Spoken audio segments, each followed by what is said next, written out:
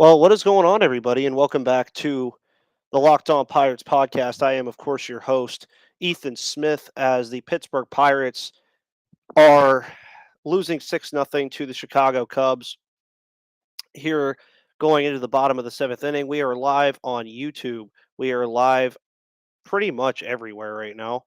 We are live on YouTube, Facebook, Twitter, and um, both Twitter accounts, by the way, Locked On Pirates, and of course, my account, Ethan Smith, which you can see on the bottom of the screen. And the offensive struggles just continue, don't they, man? They just keep going, and it's not good. um, I don't know what to say about it at this point. JT Brubaker, by the way, looked absolutely phenomenal, man, and it sucks because I mean, what else is he supposed to do, right? Like, I don't know what else you want him to do. I don't know what's supposed to happen, but it, it's getting infuriating at this point, right? I mean, you have to think, and I'm kind of twiddling my beard a lot right now because I just don't really know how this offense can be fixed, and it's very, very bad, very bad. But I'm gonna have a nice little chat overlay right over here for you guys. So if you guys have any questions, concerns, or anything of that matter, I'm posting the link on Twitter right now.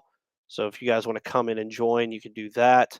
You can also comment, and I'm also going to leave the floor open um, for people to join if they would like to as well. JT Brubaker, though, keep talking about the starting pitching improving. He looked a lot better this evening. Of course, some of the earned runs that he gave up were a product of just terrible defense in this game. And I, again, don't really know what to say about it. This team defensively last year was one of the best defensive teams in all of baseball. And now you are virtually in a spot where not only is your offense struggling, but it gets tough because right now the Pirates have more errors than they have runs in this game. As a locked on Yankees, Stacy Gotsulias, the great Stacy Gotsulias, waves high. Nice to get a nice little familiar face in here as it is 6-0 here in the bottom of the seventh inning. Must be cold in Chicago tonight, by the way. Greg Brown and Greg Brown has a jacket on in the booth. But looking at Brubaker's stat line, I mean, he did well. 5 2/3, 6 hits, 10 strikeouts, which is something I really like to see from Brubaker. Much more of a pitch to contact guy, but 10 strikeouts to his credit. 3 walks, 4 earned runs.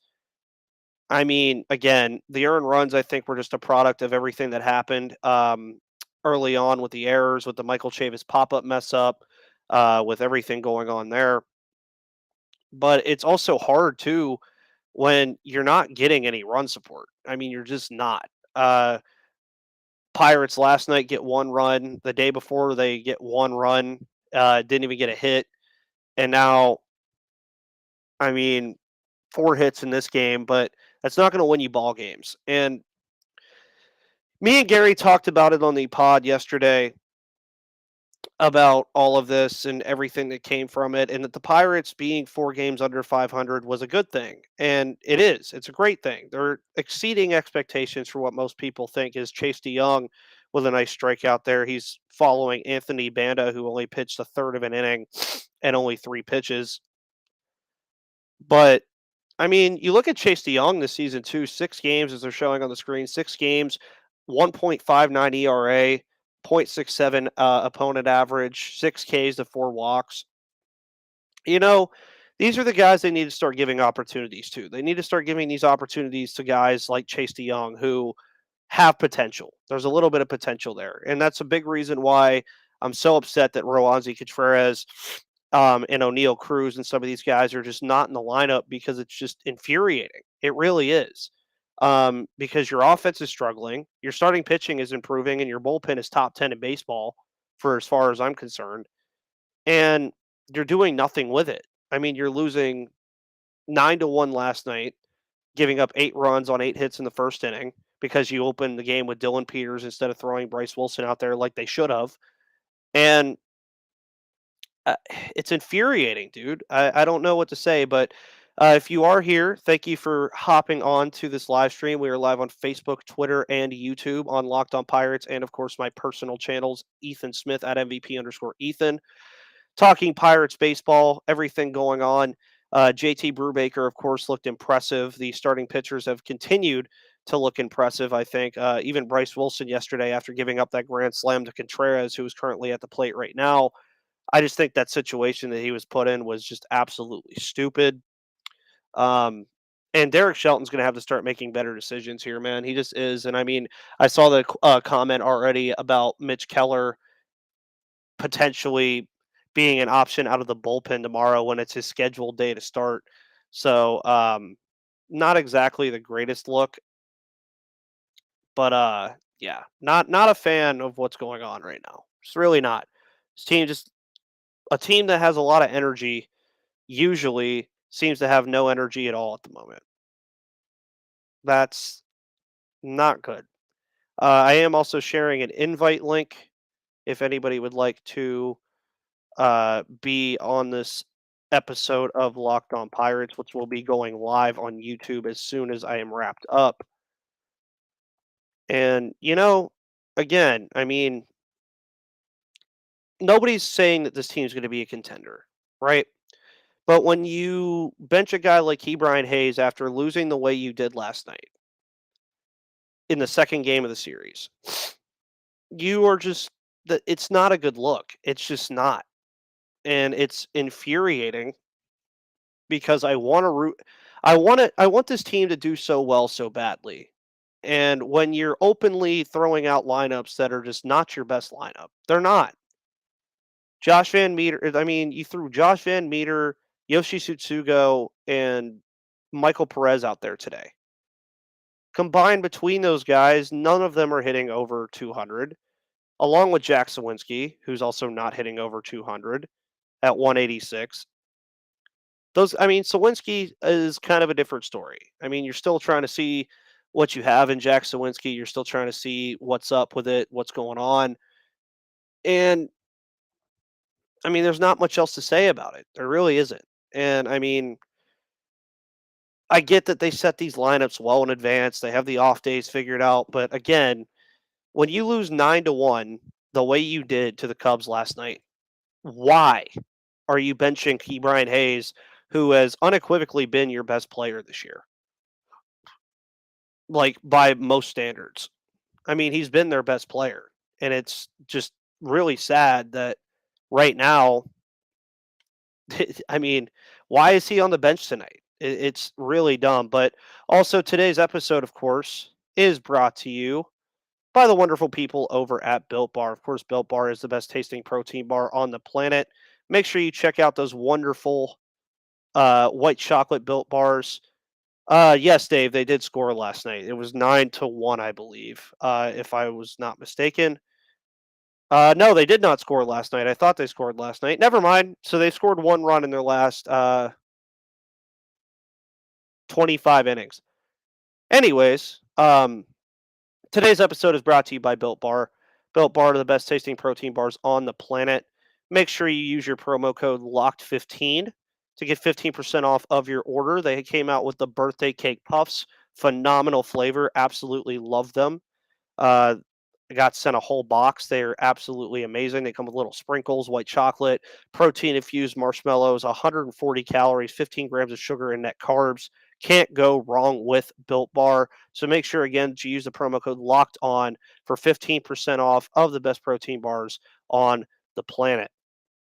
And again, I mean, watching the game here, it's 6-0 Cubs here in the bottom of the seventh. You could say there's still a lot of baseball left, but they're challenging a play right now, which I mean, you're down 6-0. What does it really matter? But I mean, I know you guys come to this podcast for answers. You come for my opinions. And my opinion right now is that this team just looks like a dumpster fire in Wrigley Field at the moment. Defensively, offensively, every single word, they just look terrible. They look awful. They just do. There's nothing else to say about it. They look terrible. Awful. And when you're putting that into perspective, based off of how this team was doing going into this series and last week, I mean, they beat the freaking Dodgers, for Christ's sake. The Dodgers. They beat the arguably best team in baseball when healthy 2 out of 3 games. Albeit it was at home. I get that. But, now you're coming out against a team that you have a better record than, which they did against the Reds again. But thankfully, they shored things up in the weirdest way possible against the Reds. Um, but it's one of those things where you got to start winning some of these games. You really have to. Because a lot of people said the storyline is you're going to get through this year and then you're going to compete next year. You're going to bring in a little bit of pieces. You're going to move things forward. You're going to start being a competitive team in the NL Central. How are you going to be competitive in the NL Central when you can't beat the Reds in a series when they were 3-22? You're struggling against a Cubs team that came into this game 14-20, which we're 15-20 now, but you have a better record than them going into the series, and they're not playing well either. You have to win these kind of games. Dave White says the Pirates need a new manager, hitting coach, and pitching coach plus better players. I'll start with the last part there. The plus better players part is a lot on them at this point. O'Neill Cruz, of course, not doing that great in AAA. We all know that. That's been a big talk of the town lately.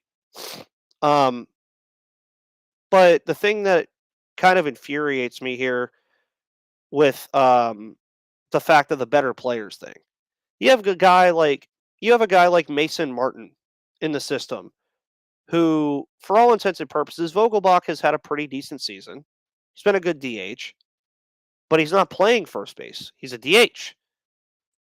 Yoshi Tsutsugo is, at this point, not better than Mason Martin. So why not bring Mason Martin in and just give him a shot? Maybe he's not ready yet. I understand that.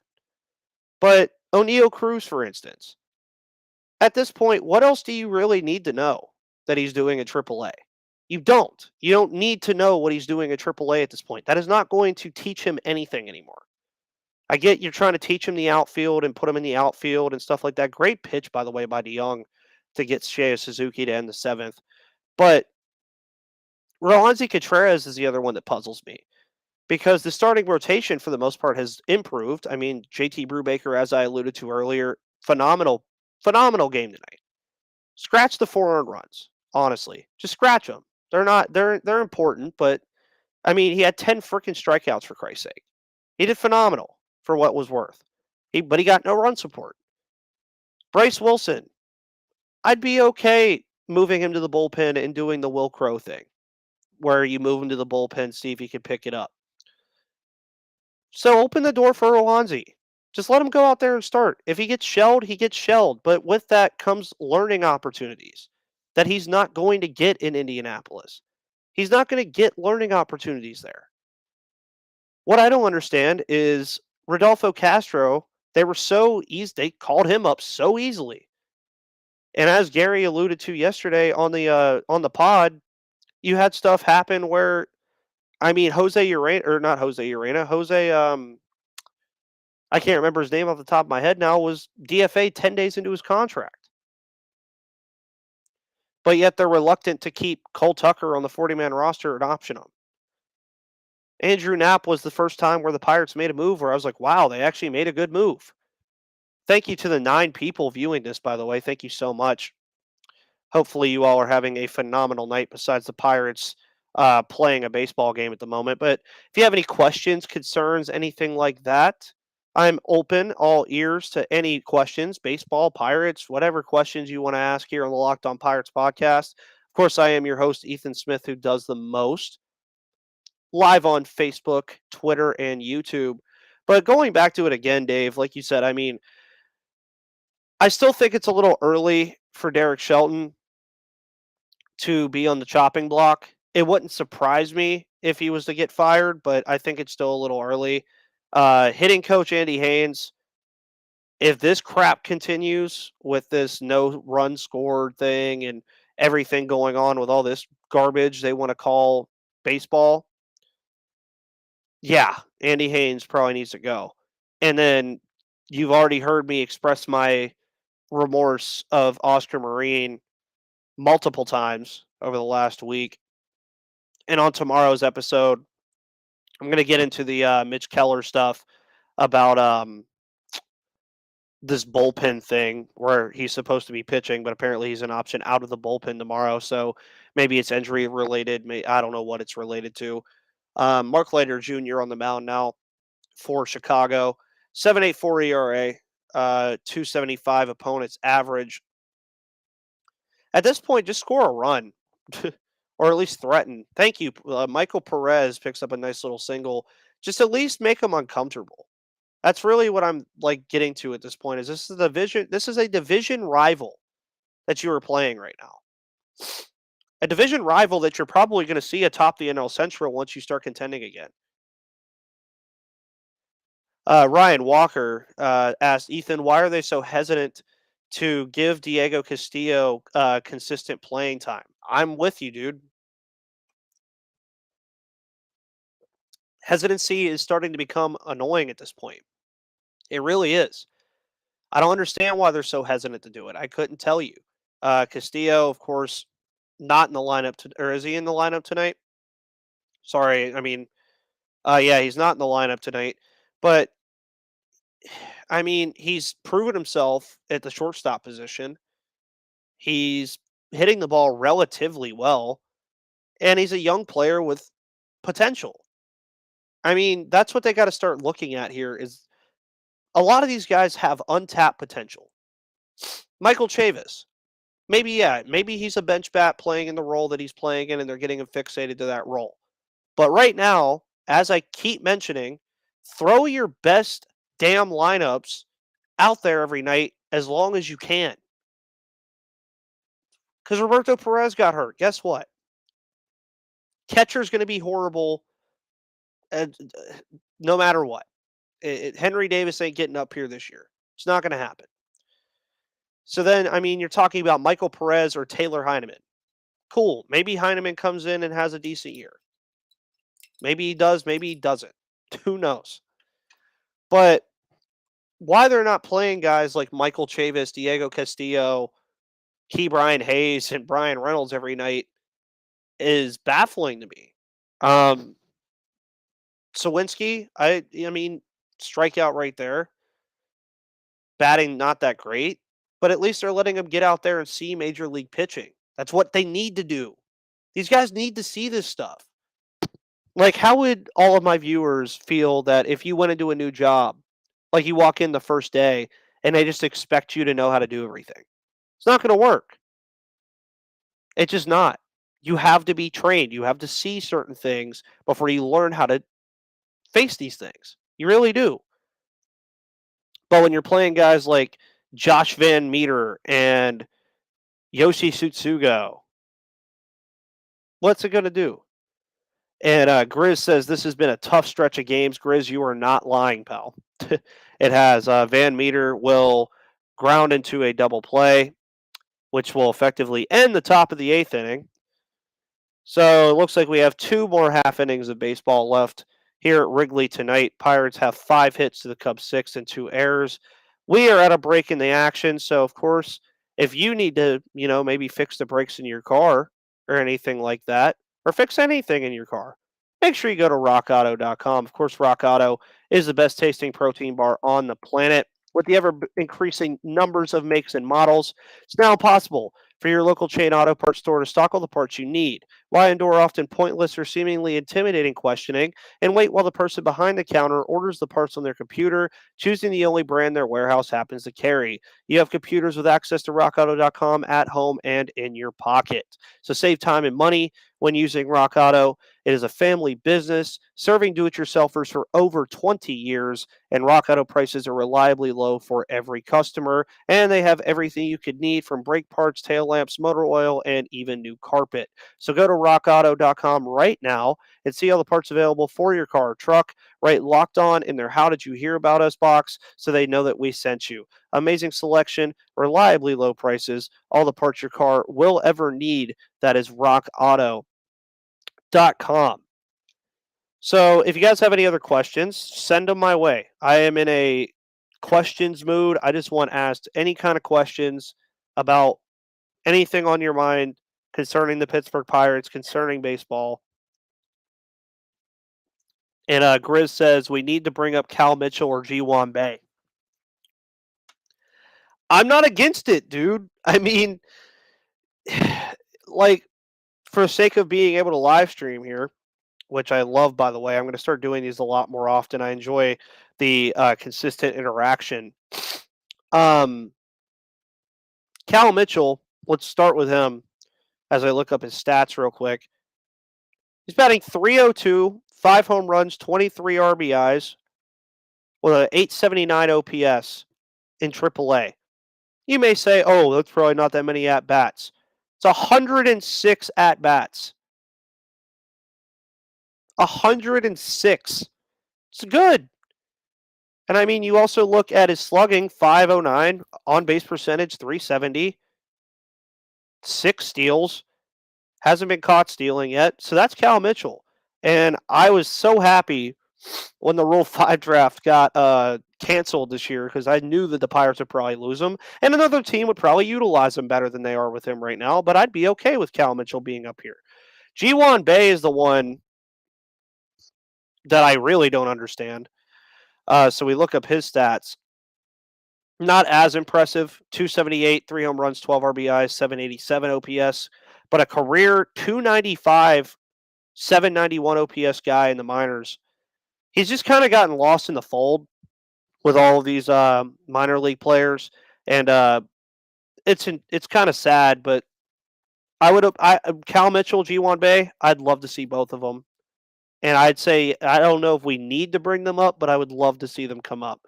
Dave says, could the Savannah Bananas beat the Pirates tonight? Well, are we playing banana ball or Major League Baseball? Because normally I think that would matter, but Bananas probably win tonight. Ryan Walker says, who does VanMeter have dirt on? LOL. You're not lying, dude. I don't know who he has dirt on. I don't know why they made that move to pick him up in the first place. I thought it was stupid. I really did.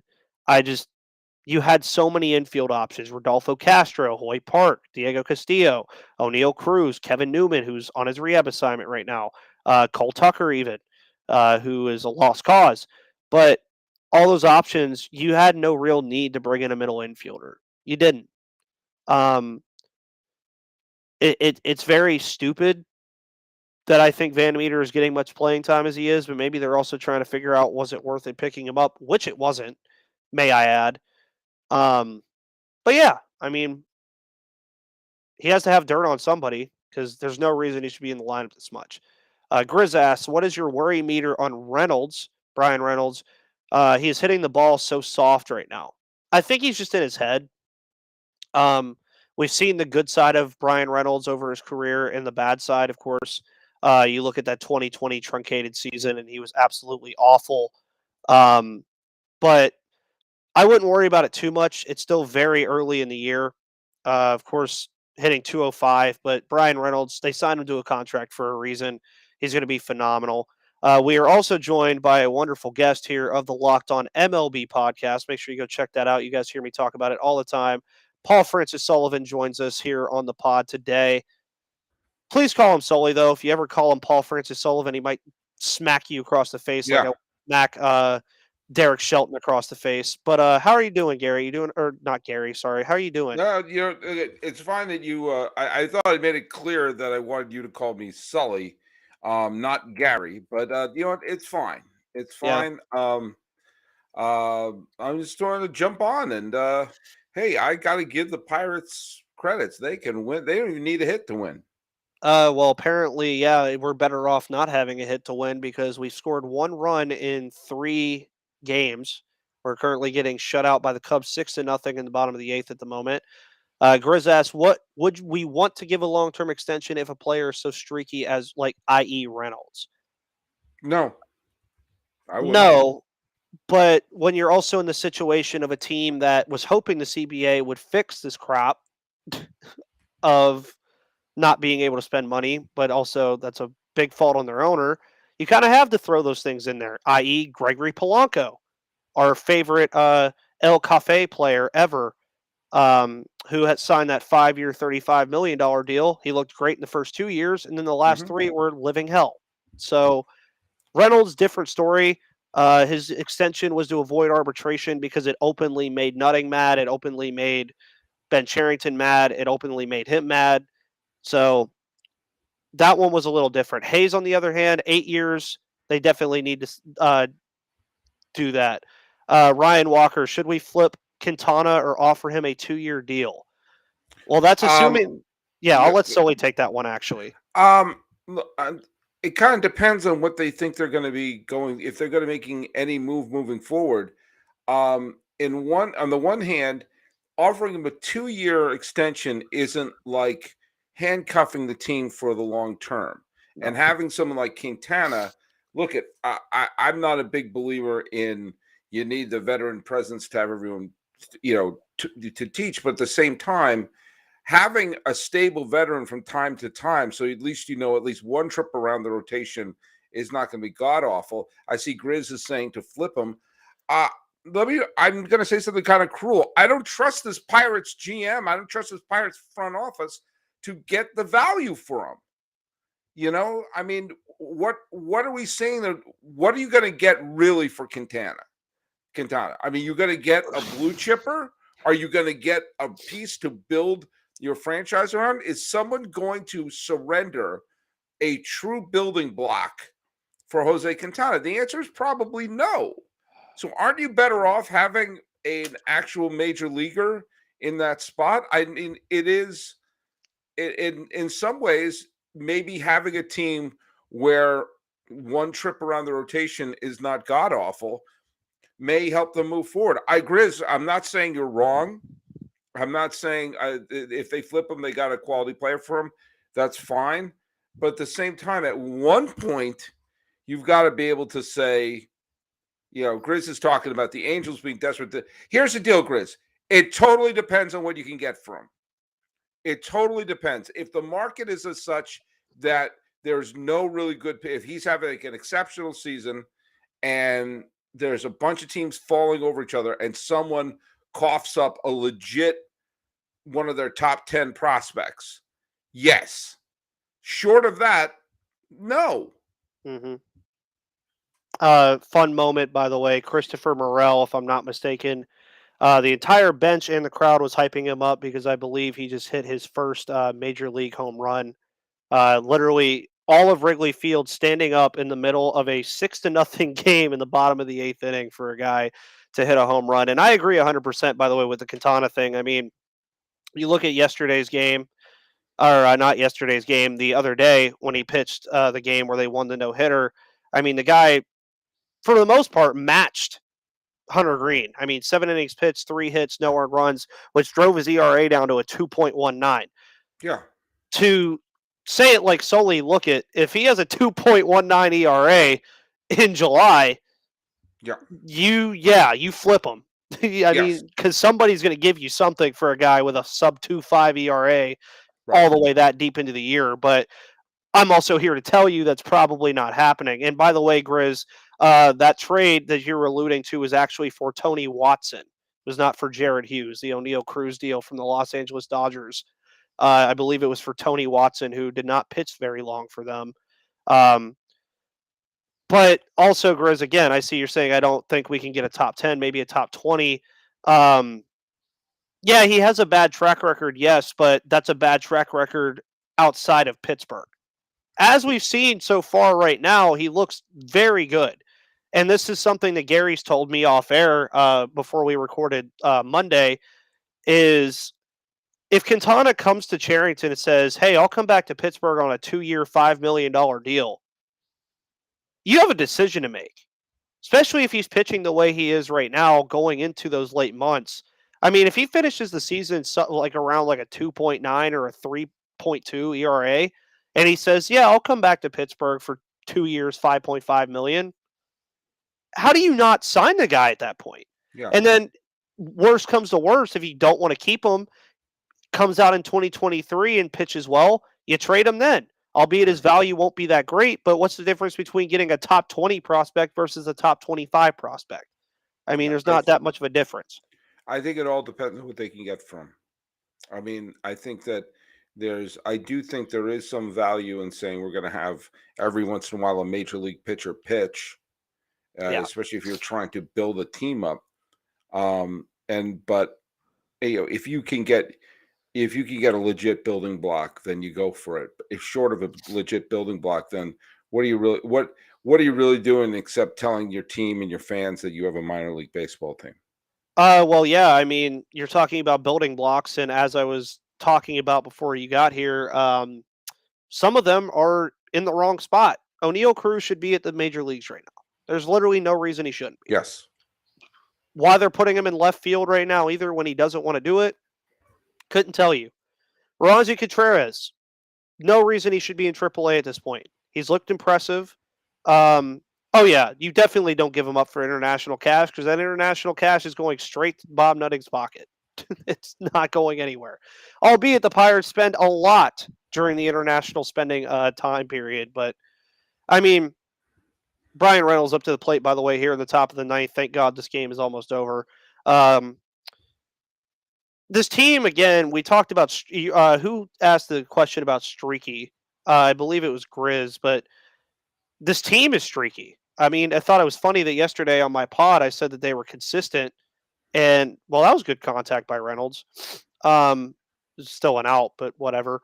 But right now, I mean, this team a week ago at this time beat the Dodgers in a series, then proceeded to lose to the 3-win or 2 weeks ago. I'm losing track of time. Anyways, then they proceed to lose a series to the, at the time, 3-win Reds. And it makes no sense. At least they're making good contact with the ball here at the top of the ninth, but they're swinging at freaking everything. They look like me on MLB The Show right now. By the way, that shows you how badly this season is going, that we're cheering good contact. Well, I wouldn't say the season. I would just say the last couple games. Because, I mean, the fact that this team is about to be 15-21. If you would have told me before the season started that they would only be 6 games under 500 at this point, I probably wouldn't have believed you. Just seeing as how the schedule looked with the Padres, the Dodgers, Cardinals, Brewers. I expected the Cubs to be better, but I think this is also them just taking care of business against us and actually showcasing they're not a terrible team. But I mean, as I was also alluding to, if you want to keep saying that 2023 or 2024 is the year that you're going to start contending, these are the games you need to win. Yeah. The Cubs are not a world beater right now. Who's the best pitcher on the Cubs right now? Kyle Hendricks? Probably. Marcus Stroman? I mean, they're not exactly a long list of names here. And it's not like you have 2015 Jake Arrieta on the mound facing you right now, even though it looks like it. But, I mean, and that is final from Wrigley Field, 7-0. So they have now been outscored 16-0 here at Wrigley. So they have now proceeded, I believe if I'm doing my math correctly, they have now been outscored 26-3 in their last 3 games at Wrigley Field. That's not good. Actually, no, I'm counting wrong. 36-3. No, that's even worse. Because you have the 21-0 game, plus 7 is 28, plus 9 is 36. 36-3. It just keeps going up. But it gets to 37, sell. Yeah. You were mentioning about like O'Neal Cruz and some of the players who have been sent, who are, floundering in the minors. They should be in the majors.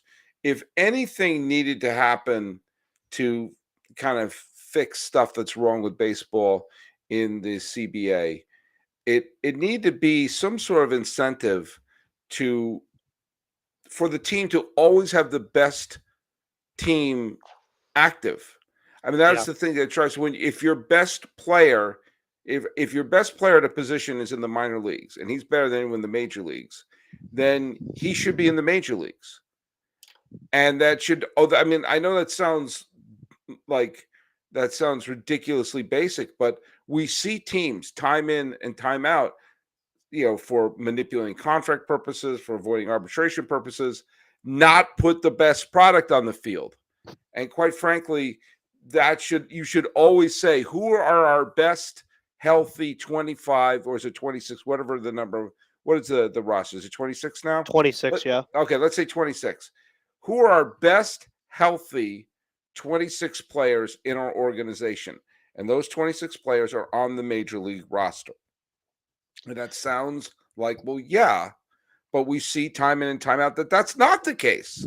No. And for a team like Pittsburgh, who isn't really on, if you go to Bet Online, which by the way is your number one source for all your online betting, if you are putting together a team and you're not betting on this team to succeed, well, then at least put the best product on the field. Yeah, and I mean, Sherrod says that they agree and the return is good. Trade Q and Gamble and sign them back in 2023 because yes, they are both free agents. So it never when does that happen? Never. That happens so seldom. Yeah, so seldom. Every once in a while, you'll see the Indians. They were the Indians then resigned. Had Kenny Lofton walk, and then they resigned him. You saw Aroldis Chapman resign with the Yankees. I think there's one or two others that have happened over the years. It is so rare when it happens. Yeah. That a lot of times you got to think from the point of view of the players. You were traded in midseason. Being traded in midseason is not an easy thing. No. We think about it like trading baseball cards or fantasy drafts. You got to uproot where you're living. You got to uproot where, if you have a family with you, or if you could be living out of a hotel, whatever it is, it's a pain in the butt.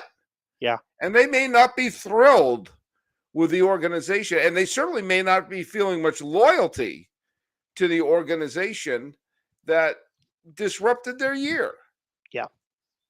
And I mean, I agree 100% as well. And I mean, that's where a lot of it comes into as well is Sully, do you think, I'll add, yes or no question, was Ke'Bryan Hayes in the lineup tonight? I don't know the answer. I'm going to say no. You were correct. What do I win? Another question. Why is your best player not in the lineup tonight after you just got shellacked 9-0 on Monday night? Yeah, well, you know what? I don't know the answer to that, and I don't know what's going. I don't know if he's nursing something. I don't know if he was taken out for precautionary reasons. Nope. Well, there's only one. There's only one answer. Yeah, Derek Shelton. Derek Shelton loves to do this wonderful thing where they have scheduled off days, and it's the stupidest thing I've ever heard in my life. A couple weeks ago, on a Sunday afternoon game in PNC Park, mind you, Ke'Bryan Hayes and Brian Reynolds were not in the starting lineup in a home game. What does that tell your season ticket holders? Oh yeah, our two best players aren't in the lineup because it's a scheduled off day. I've seen no evidence that schedule off days are smart. I think that you rest a player when they need rest. Yeah. Or you rest a player when the pitching matchup is so against them that you're better off. Okay, grab some pine. But to say, oh, we're going to plan this out like a week or so or 2 weeks in advance. I mean, you don't know who the pitching matchup is going to be. Nope. You don't know if someone's on I know hot streaks are mythical, but at the same time, if someone's playing well, don't you want them to continue to play well? And that can break also up that momentum. Yeah, and just what I was about to allude to, it breaks up the ebb and flow of how they want to play. I mean, Hayes came into this year saying he wanted to play all 162 games. Was that going to happen? Not a chance. No way. But have it not happen because he needs rest. Yeah. Have it not happen for that reason, not because you want to schedule an off day. Grizz, by the way, says, I'm just hoping Greg Allen comes back and we DFA Yoshi and bring up Mason Martin. Two things. Greg Allen, yes, I want to see him come back. I want to see him come off the injured list. I thought he had a decent spring training. I think he'd be a good outfield option for this team who desperately needs it. Mason Martin, who I talked about earlier, I think he's better than Yoshi Tsutsugo. Daniel Vogelbach is your DH at the moment, and that should stay that way. I just don't think he's ready yet. DFA and Yoshi, there's 4 million reasons why they won't do that. They signed him to a 1-year, $4 million deal. He's probably guaranteed to stay on the team through at least, I'd say, the next couple months. It could be kind of a Gregory Polanco situation, I think, where they're eventually just going to say, all right, we've given you literally every single opportunity we could give you, and you're just not showing it anymore. Also, by the way, for anybody wondering, as usual with the Pirates, I turn on other games after the game ends, usually on the West Coast, and the team I have deferred to now is a team that actually knows how to play baseball and score runs, and that's the San Francisco Giants, who are currently up 8-2 on the Colorado Rockies. By the way, the NL West is the scariest division of all time. I do not want to ever be involved in that division, and it's actually very fun because after the NL Central stint, we play 3 NL West teams. So I cannot wait until that happens because the Pirates will probably get shellacked for a week and a half straight because this division is absolutely freaking phenomenal. Some other stuff around the league, by the way. So still the Locked On Pirates podcast, but we talk about everything baseball here. The Cardinals are about to beat the Mets, it appears, in the second game of their Well, the Mets are doubleheader. rallying. Yeah, the Mets are rallying. The Braves are up on the Brewers 3-0. The Brewers also possibly rallying. Angels Rangers tied 3-3. As I mentioned, Giants 8-2. The Twins and Athletics at 0-0. Real barn burner going on over there. But finish games. The Mets won the first of that doubleheader. The Dodgers won the first game of their doubleheader against Arizona. The White Sox beat the Royals 3-0 in the first game of their doubleheader. So it's just a doubleheader day. It's doubleheader Tuesday, apparently, here in Major League Baseball. The real big one was the Astros winning 13-4 over the reeling Boston Red Sox, which I'm sure Sully will have something to say about that tomorrow. In a game where the Red Sox almost out-hit the Astros in that game. Yeah, it was 15 weird. It was weird. The Red Sox, the Astros seem to be able to score runs at will, and the Red Sox seem to pile up a bunch of hits and milk out one run here or one run there. And it Yeah. was a weird game because it felt like it should have been a lot closer. Yeah. You know, it felt like it should be one of those 13-12 type games. Instead, it was, as my mom would say, final score a lot to not enough. Oh, yeah. Also, fun fact, a fan in the stands in Fenway caught 2 home runs during that game. So, lucky guy there. Padres, of course, defeat the Phillies 3-0. The Yankees continue their hot tear after their best start since 1998. And we all know what happened in 1998. Ethan was born. Yep. Yeah, you guys thought I was going somewhere else with that. They beat the Orioles 5-4. Blue Jays defeat the Mariners 3-0. By the way, I usually do my season predictions. I never did them this year, but I did have I did some on my own and had the Blue Jays winning the World Series this year. That team is so stacked. I think they did a lot in the offseason to fix their pitching. I think their offense is going to just be phenomenal. But if the Yankees continue to play the way they are, it's going to be real tough to find a team to beat them in the American League. I really believe that. NL wise, again, as you would probably say, Sully, I still think it's way too early to even talk about any of this. I mean, But that being said, roughly a quarter of the season we're almost at the 1/4 mark of the season. So it is enough to kind of I've always said that the 1/3 mark, which is usually right around Memorial Day, is the first time you should kind of take a little bit of stock on your team. yeah. You've had about a third of the season has gone by. I'm not saying obviously teams can come back and have better endings of the season, but it's really the first time you could say, okay, what do we need? Mm-hmm. What do we need? Do we need pitching? Do we need do we need a new infield? Whatever it is. And I think that middle third essentially between Memorial Day and the trade deadline is where you really, or I mean the end of July Mm-hmm. is really when you take a look and you say, okay, let's go to rockauto.com, pop the hood, and fix the engine a little bit, which leads you to the final third of the season, which is basically the home stretch. I kind of break the season down to those three sort of those three divisions. And Yeah. so I think by the time you get to Memorial Day, I'm not saying you're scoreboard watching or checking the standings, but it's a time to really check to see what are we. And if you really look and say, like, we don't have a shot, maybe that's when you do think about training everything that isn't nailed down. But if you think, hey, we could make a run at this if we fix this or we fix that. If any team showed you the value of that, it was last year's World Series champion who basically took their entire outfield of what was it? Rosales, Peterson, and Soler were all picked up by the trade deadline. Yeah. Now, nobody said a trade deadline. The Braves won the trade deadline because they picked up No. the NLCS MVP and the World Series MVP. But in the end, it turns out they did. And if you're a team that you think, okay, we have an outside shot here, you can use that time to fix what you need to do. Mm-hmm. But you really got to take a good long look at the mirror at that, by the time you get to this 2/3 mark and try to figure out what the hell you are. Oh, yeah.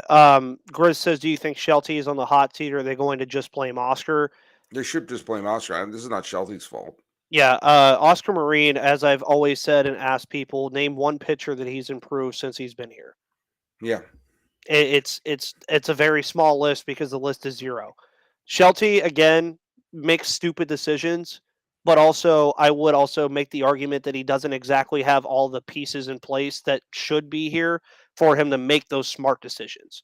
And Joe even if Torre made stupid decisions. yeah, every He had the manager makes horses. dumb decisions. Terry Francona made stupid decisions. Earl Weaver made stupid decisions, but he had the horses to do it. Mhm. Shelton doesn't have the horses to do it. Yes. Also, fun fact about the Pirates, albeit not even close to the worst record in baseball as of right now, but the worst run differential by about 8 runs at the current moment, minus 72. Of course, the inflation from that wonderful Saturday in Wrigley a couple weeks ago kind of deals with that. But also, as you said, we are still in the first third of the season. And just to put that into perspective about the outside shots, of course, a lot of people may forget there is an extra wild card team this year. So more teams will be buying. More teams will have that outside shot chance. Pirates are only 4.5 out of the wild card right now. That should tell you how early it still is. Even worse, the Detroit Tigers are last in the American League in 7 games out of a wild card spot. You know how fast that could flip on its head? Yep. The Blue Jays lose 3 games, the Tigers win 4, boom, they're right in the race. I mean, that's just how it is. But I mean, at the end of the day, I still agree with what you're saying. Is at this point, you can clearly put on a dartboard. You could literally or a little sticky note or anything and say, okay, what are the issues with teams right now? You could go down every single team in Major League Baseball and list the problems. For the Pirates, their offense stinks. Their starting pitching is improving, but it's still not great, and they're not starting their best players.